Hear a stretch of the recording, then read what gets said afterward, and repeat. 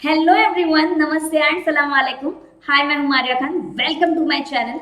आज मैं लेके आई हूं दूसरा session for the students of grade 10 Maharashtra state board. आपका साइंस 2 का पेपर पेंडिंग है और आप काफी ज्यादा स्ट्रेस्ड हो, नर्वस हो। पेपर कैसा होगा, क्वेश्चंस कैसे आएंगे, काफी लेंदी पेपर होगा, पेपर्स में क्वेश्चंस कैसे आएंगे।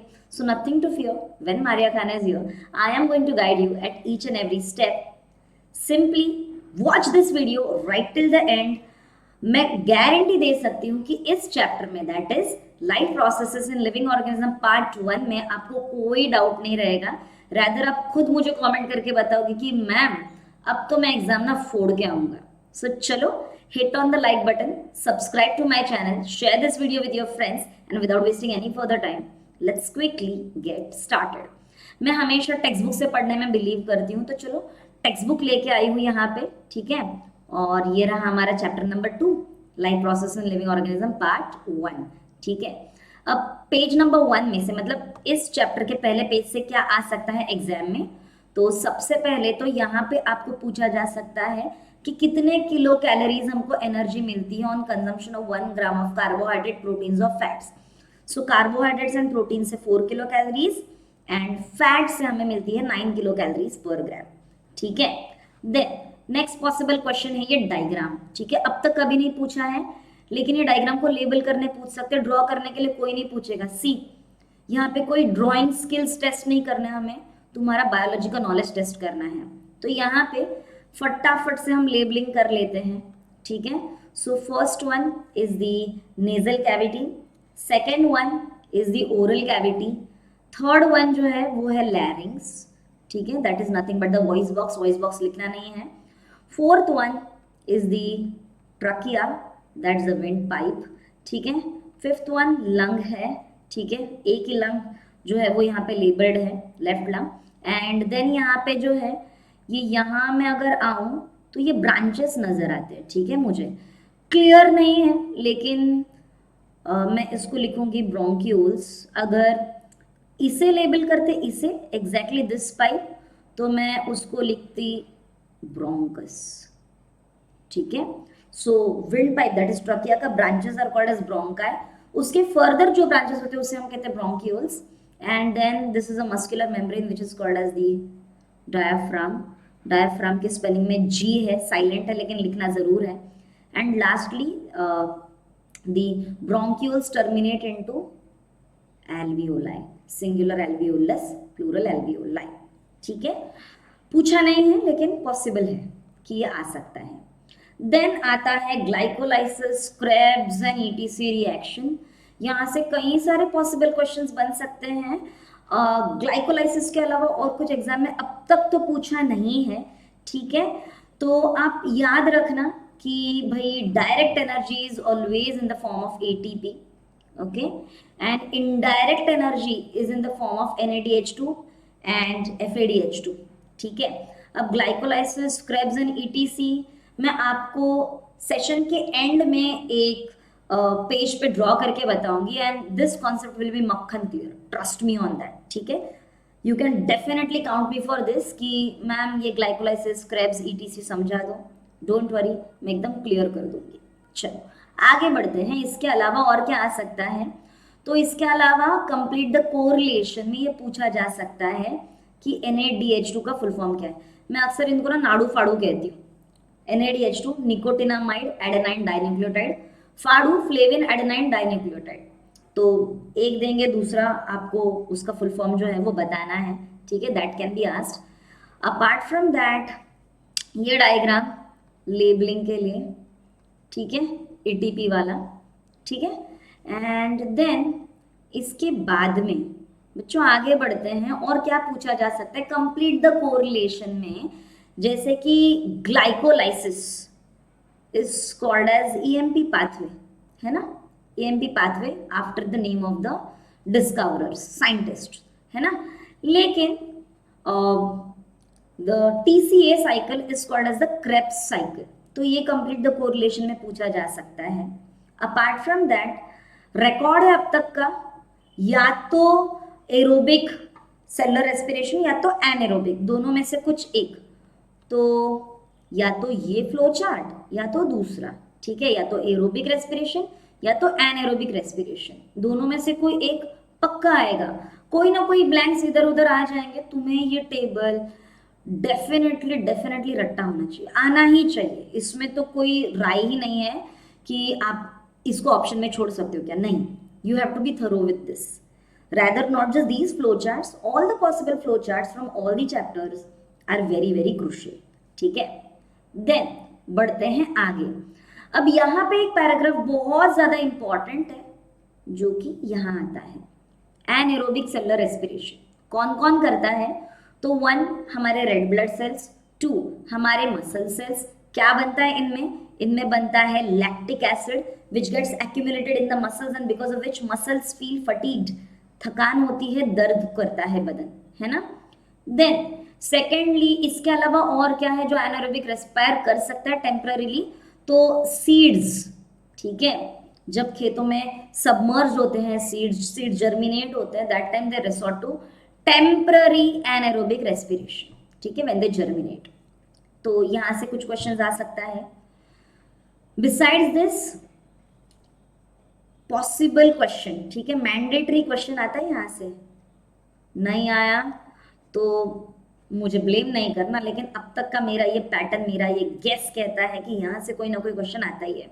Either same to same diagram देंगे और इधर उधर कुछ ब्लैंक्स रहेंगे जो आपको फिल करने हैं, और एल्स आपको कंप्लीट द कोरिलेशन में आ सकता है, जैसे कि skin, melanin, blood, haemoglobin, like that. May be MCQ के फॉर्मेट में आ सकता है, ट्रू और फॉल्स के फॉर्मेट में आ सकता है, लेकिन यहाँ से पॉसिबल क्वेश्चन बनता है, ठीक है। Then besides this MCQ, gluconeogenesis and rubisco, most abundant enzyme rubisco, ठीक है, एंड जिस प्रोसेस से वापस से ग्लूकोज बनता है ग्लूकोनियोजेनेसिस। अब तक कभी नहीं पूछा है, जैसे कि ये दादा बोल रहे हैं, ऑलवेज रिमेंबर, याद रख लेना, ठीक है। आगे लिपिड्स, अब lipids are broken down into what? Fatty acids and alcohol, ये दो नाम याद रखो। अपार्ट फ्रॉम दैट कितना किलो कैलोरी एनर्जी मिलता है? 9 किलो कैलोरी। इसके बियॉन्ड ये फैटी एसिड्स कहाँ यूज होते हैं? To build hormones in our body. तो कौन से देखो, progesterone, estrogen, testosterone, aldosterone etcetera, ये याद रखना, ठीक है। And then apart from this और क्या पॉसिबल है इस चैप्टर से?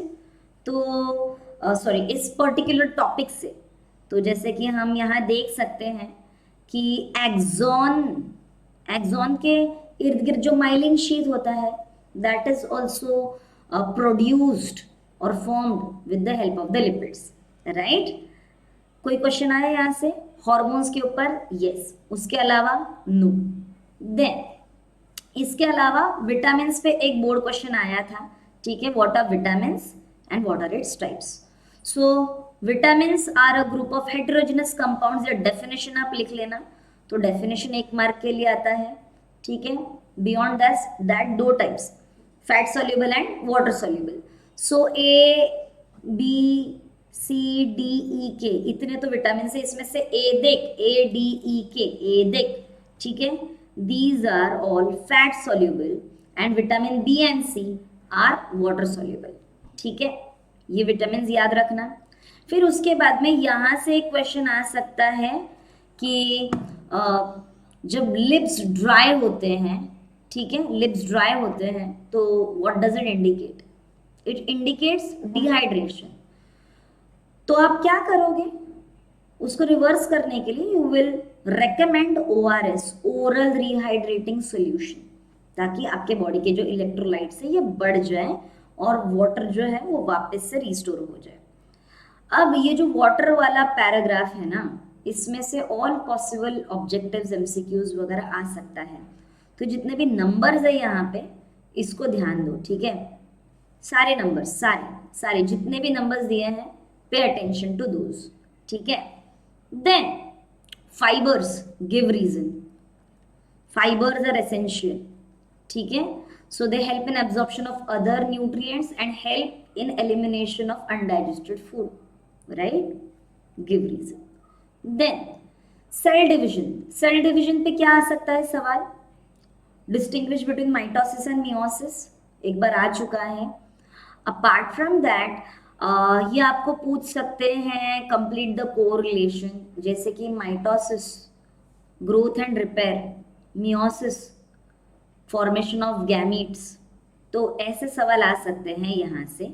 ठीक है, अब इसके अलावा और कौन सा क्वेश्चन आके गया है बोर्ड्स में, तो ये क्वेश्चन जो है क्रोमोसोम के डायग्राम को लेबल करो, ग्रेड 9 से आया है। अपर arms, P arms, short and petit arms, ठीक है। सेंटर में है सेंट्रोमियर, ठीक है। देन लोअर आर्म है हमारा क्यू आर्म, याद रखना P N Q lower case में लिखो, अपर केस में नहीं। एंड ये हमारा डीएनए, राइट। तो ये क्रोमोसोम। अच्छा, इसके अलावा आपको ये डिस्क्राइब कर सकते हैं और आपको फेज आइडेंटिफाई करना है, या फिर इमेज दे सकते हैं और आपको स्टेज आइडेंटिफाई करना है। अब तक कभी ऐसा सवाल पूछा है? नहीं पूछा है, ठीक है। लेकिन still be prepared for this kind of question also. सबसे ज्यादा क्वेश्चंस यहाँ पे आए हैं वो है मेटाफेज पे, और इस पे भी सारे के सारे एमसीक्यूज है। देखो, M for meta, nuclear membrane मिड जाता है, देन न्यूक्लियोलस मिड जाता है, कंडेंसेशन कंप्लीट हो जाता है, chromosomes align themselves along the equatorial plane. So M for meta and M for middle, chromosome सारे बीच में आ जाते हैं। तो मैक्सिमम क्वेश्चंस मेटाफेज पे आते हैं। A for ana, A for away, chromosomes are pulled away. अगर अवे वाला आया तो आप एनाफेज लिख सकते हो। जब भी कोई चीज की शुरुआत होती है तो वो प्रोफेज होता है, ठीक है। Nuclear membrane begins to disappear, nucleolus begins to disappear, condensation begins, okay, centrioles duplicate and start moving towards the opposite pole. तो सब कुछ शुरुआत जो है, ठीक है, स्टार्ट, ये सब जो है वो प्रोफेज से होता है। इसके अलावा यहाँ पे जो साइटोकाइनेसिस है, प्लांट सेल एनिमल सेल में होता है। तो एनिमल सेल में फरो फॉर्मेशन है, प्लांट सेल में सेल प्लेट। तो सेल प्लेट एंड फरो ये दोनों याद रखना, ठीक है। नॉच बनता है, notch deepens gradually animal cells में, प्लांट सेल्स में सेल प्लेट ग्रोज ग्रेजुअली। ये difference you should definitely know, ठीक है। आप बोलोगे कि मैम माइटोसिस तो स्ट्रेस फ्री है, मियोसिस डर लगता है। मियोसिस पे कोई सवाल आया ना? डिस्टिंग्विश बिटवीन माइटोसिस मियोसिस आया, इसके अलावा और कुछ नहीं आया। याद रखना, meiosis reductional division, 2 consecutive divisions are present over here. अब मियोसिस में भी, मियोसिस 2 की अगर बात करें, उसमें भी अगर आप देखोगे तो यहाँ पे आप देख सकते हो, सॉरी, मियोसिस 1 में प्रोफेज 1 के 5 स्टेप्स है, ठीक है। 1, 2, 3, 4 एंड 5, ये 5 स्टेप्स है। 5 स्टेप्स का नाम टेक्स्ट बुक में दिया नहीं है, तो मैम क्या इसको याद रखने की जरूरत है? नहीं, ओम इग्नोराया नमः, लेप्टोटीन, जाइगोटीन, पैकेटीन, डिप्लोटीन, डायाकाइनेसिस भूल जाओ, कभी पढ़ा था ये भी भूल जाओ। तो फिर मैम याद क्या रखें? बताती हूँ, ठीक है। मैंने कहा कि सेल डिवीजन में सबसे इंपॉर्टेंट है मेटाफेज। तो अगर मियोसिस दिया है तो यहाँ पे देखना मेटाफेज 1 है, मेटाफेज 1, और मियोसिस 2 में मेटाफेज 2 है। तो आपको आइडेंटिफाई करने आना चाहिए कि मेटाफेज 1 कौन सा, मेटाफेज 2 कौन सा है।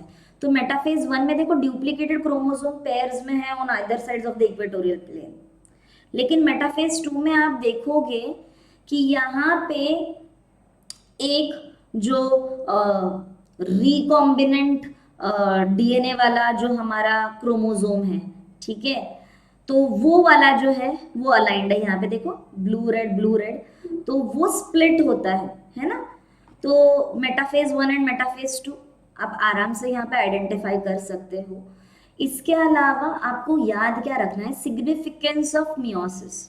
तो मियोसिस में क्या होता है, crossing over occurs between non sister chromatids in a homologous pair of chromosomes, है ना। Crossing over occurs between non-cystochromatids in homologous chromosomes.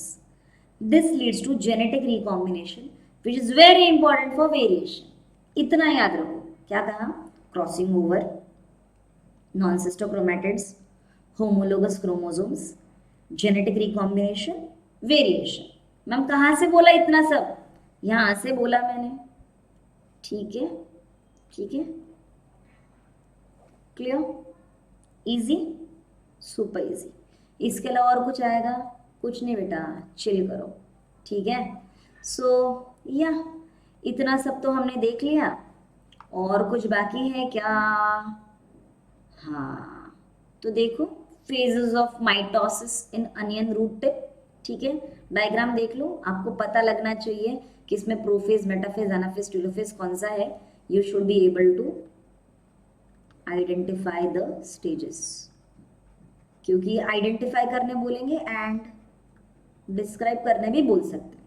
अब तक कभी पूछा ना? अब तक कभी नहीं पूछा। इसके अलावा क्या कर सकते हैं? इसके अलावा हम पीवाईक्यू सॉल्व कर सकते हैं। शुरुआत करें? यस, लेकिन prior to that like share subscribe बच्चा पार्टी। तो देख लेते हैं। हाँ, तो 2019 में ये फ्लो चार्ट आया था, तो चलो शुरू करें। सो देखो कि ये है हमारा एरोबिक सेलुलर रेस्पिरेशन, है ना, एरोबिक सेल्यूलर रेस्पिरेशन। इसमें अगर एक तरफ लिपिड्स है, दूसरी तरफ प्रोटीन्स है, तो बीच में कार्बोहाइड्रेट्स होना चाहिए, है ना, कार्बोहाइड्रेट्स। चलो परफेक्ट। अब lipids are broken into fatty acids, carbohydrates into glucose, glucose into glucose then enters into glycolysis, ठीक है। लेकिन प्रोटीन्स में सॉरी अमाइनो एसिड्स, ठीक है, स्पेलिंग मिस्टेक नहीं करना, मैंने कर दिया, आप नहीं करना। आगे ग्लाइकोलाइसिस के एंड में क्या मिलता है? 2 molecules of pyruvic acid. Pyruvic acid gets converted into acetyl coenzyme A. Acetyl coenzyme A enters into mitochondria, participates in Krebs cycle. At the end we get CO2 plus H2 plus energy. Right? Great. तो चलो ये वाला हो गया। अब next question, next question क्या है? Somatic cells and stem cells undergo what type? तो somatic cells, stem cells undergo mitosis. Any cell in our body from top to toe, except for the reproductive cells, all of them they undergo mitosis. ठीक है, great. Reproductive cells, germ cells, these are formed by meiosis. ठीक है, चलो आगे। अब बोला draw neat and label diagram. देखो draw करने बोला है। 2019 के अलावा मुझे और कोई पेपर नहीं मिला जहाँ पे तुम्हें ड्रॉ स्केच करने कहा है ना, ना, ये एक ही पेपर है, ठीक है। तो कोई बात नहीं, हम ड्रॉ कर लेते हैं, मैं ज़रा अच्छा कलर लेती हूँ। सो मैंने ड्रॉ कर लिया अपर आर्म्स, ठीक है, इनको मैं लेबल करूँगी एज पी आर्म्स। देन बीच में मैंने बना लिया सेंट्रोमियर। फिर मैं ड्रॉ करूँगी लोअर आर्म्स, ठीक है, इनको मैं लेबल करूँगी एस क्यू आर्म, और इसमें से निकला हमारा डीएनए, ठीक है। तो मैम जैसे टेक्स्ट बुक में मैगी नूडल बनाया है क्यू आर्म को, तो वैसे करना है? नॉट रिक्वायर्ड, ठीक है, बस लेबल कर देना, ठीक है।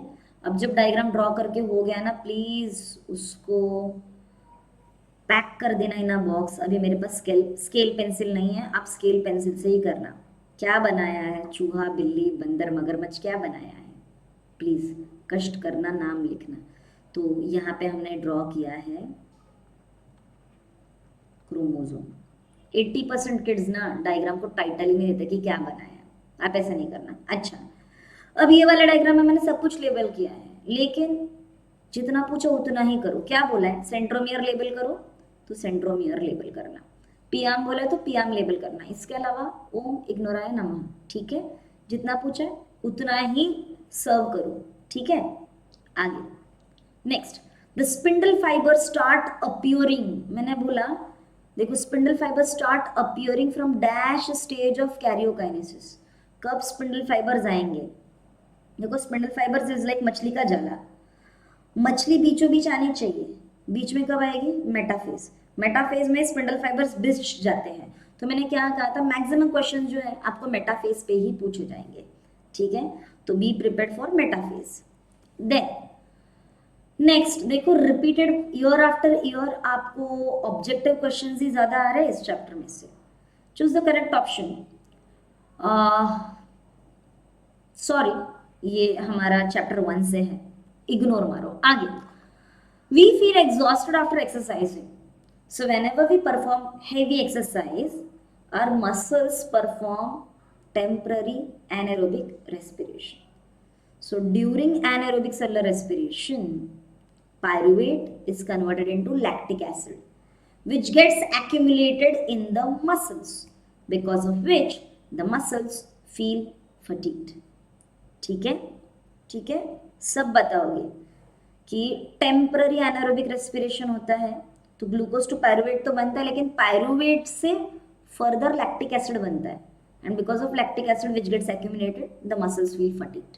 सो this is a frequently asked question, not just in Maharashtra board but also for CBSE. ठीक है, अक्सर आता है ये question, be thorough with it. Then on chromosomes are arranged parallel. देखो अरेंज्ड पैरेलल तो ऑफ कोर्स मेटाफेज, तो कुछ ना आए तो मेटाफेज पर तुक्का मारने का रिस्क ले सकते हो, नहीं लेना, ढंग से पढ़ लेना. ठीक है, चलो आगे. अब बोला find the odd man out. अब जब बोला है ना ऑड मैन आउट, तो सिर्फ ऑड मैन आउट ही ढूंढो, रीजन मत दो unless and until it is been asked. ठीक है, तो प्रोजेस्टेरोन, ईस्ट्रोजन, मेलानिन, टेस्टोस्टेरोन. तो इसमें से melanin is the odd man out. क्यों? मेलानिन प्रोटीनेशियस पिगमेंट है प्रेजेंट इन द स्किन, लेकिन other they are the fatty hormones. ठीक है, clear? Other are fatty hormones whereas melanin is a pigment present in the skin which is proteinaceous in nature. Then give reason. Cell division is one of the very important properties of cells and living organisms. So growth, repair, asexual reproduction and gamete formation for sexual reproduction. देखो 4 चीजें मैंने कही, कौन सी? Let me use yellow colour. Growth of the body, second repair of the emaciated body. ठीक है, और sexual reproduction in lower organisms. ठीक है, gamete formation for sexual reproduction. ठीक है, in higher organisms. All of this is possible only and only because of cell division, and hence it is a very crucial process or property present in living organisms. Easy? तो देखो आपको keywords पे ध्यान देना है. keywords मतलब जितना कुछ आता है सेल डिविजन के बारे में सब कुछ छाप दो, not required. Write what is asked and what is expected out of you. ठीक है, then differentiate between mitosis and meiosis. तो यहाँ पे आप कुछ पैरामीटर्स में ब्रेक कर दो कि क्या होता है. It is required for what? Helps in, जैसे mitosis growth, repair, asexual. Meiosis it helps in formation of gametes. ठीक है, then second occurs in mitosis, occurs in somatic cells and stem cells. Meiosis occurs in the reproductive cells. ठीक है, number of divisions, mitosis में 1, meiosis में 2 consecutive divisions. Then daughter cells, mitosis में 2 daughter cells, meiosis में 4 daughter cells. मैं हमेशा बोलती हूँ 1 का 2 माइटोसिस, 1 2 का 4 मियोसिस यू. ठीक है, तो डॉटर सेल्स लिख सकते हो. Then number of chromosomes, mitosis में the number of chromosomes remains constant, hence it's called as equational division. Meiosis में the chromosome number is reduced to half, hence it's called as reductional division. It helps in restoring the chromosome number after the fusion of gametes, right? तो यहाँ पे बोला ना any 3 point, तो देखो मैंने तो आपको कितने सारे पैरामीटर दे दिए, प्लस हो सके तो एक फालतू सा बकवास सा रफ डायग्राम ड्रॉ कर लेना. ठीक है, yes, it actually adds so much of value to your answer sheet. जरूर. ठीक है, कैसे? सिंपल. माइटोसिस में आप ऐसे ड्रॉ करोगे 2n 2n 2n, ठीक है, that's mitosis for you. Meiosis में 1 2 का 4 1 2 3 4 2n becomes n and then ये वापस से फर्दर n n n, ठीक है। सो this is meiosis, it helps a lot, ठीक है। जहाँ पे भी flow charts, mind maps, examples, diagram, schematic representation, illustration sketch कर सकते हो, always go ahead and do that, okay. इससे ना आपका पेपर दूसरे लोगों से काफ़ी हटके, अलग, यूनिक एंड आउटस्टैंडिंग लगेगा। चल नेक्स्ट, बोन्स कंटेन ऑसिन, है ना। बोन्स के सेल्स ऑस्टियोसाइट्स, उसमें होता है ऑसिन, ऑसिन नाम का protein. Next, oxidation of proteins is carried out in aerobic respiration ना। एरोबिक है अगर, तो यहाँ पे ग्लूकोज का ऑक्सीडेशन होता है ना। ग्लूकोज का ऑक्सीडेशन होता है, glucose is being broken down, तो प्रोटीन्स नहीं है, ग्लूकोज है, तो दिस इज फॉल्स। यहाँ पे भी क्या बोला है, state whether the given statement is true और फॉल्स, तो या तो ट्रू या तो फॉल्स, ठीक है। ओवर राइटिंग नहीं चलेगा, ट्रू कट किया फिर फॉल्स लिखा नहीं, जो पहला आंसर लिखते हो वही राइट माना जाता है, तो सोच समझ के आंसर लिखो। यहाँ पे बोला है क्या रीराइट द करेक्ट स्टेटमेंट, नहीं। जब नहीं पूछा है तो आप नहीं लिखोगे, write what is being asked, ठीक है, फोकस। एक और, cell division is one of the important properties of cell and organisms, देखो रिपीट हुआ है, रिपीट, तो इंपॉर्टेंट क्वेश्चन, इंपॉर्टेंट है ना। Next, what are vitamins, discuss किया था हम लोगों ने, इसका तो पहले आप डेफिनेशन लिखोगे, plus 2 types, fat soluble and water soluble. यहाँ पे ए डी ई के एंड यहाँ पे विटामिन बी एंड सी, ठीक है, ग्रेट। सो आई होप आपको ये पूरा चैप्टर जो है वो समझ में आया है, सारे क्वेश्चन जो कवर किए वो आपके लिए वैल्यू ऐड कर रहे हैं। और अगर आपको ये सेशन वाकई में अच्छा लगा है तो please like, share, subscribe, show me some love, and I keep on creating more such content for you, and let's meet with more such amazing videos. Till then, अल्लाह हाफिज, मिलो वापस, and thanks for watching, bye bye, take care.